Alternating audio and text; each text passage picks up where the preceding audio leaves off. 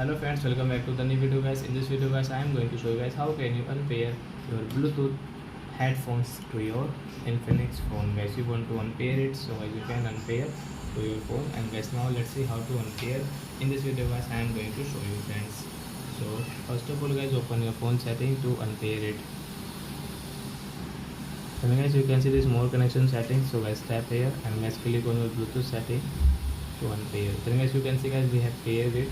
And guys, we want to unpair. So guys, how will you unpair? So as you can see right side this icon setting. So guys, tap here, guys, disconnect and forget option. So guys, you want to unpair, so guys you will have to click on guys this forget option.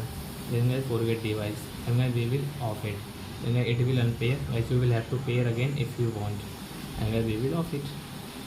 So I hope friends you have understood how to unpair Bluetooth headphone to our Infinix phone. So that's it guys, thanks for watching. So guys, now we will meet on guys next video guys with new topic.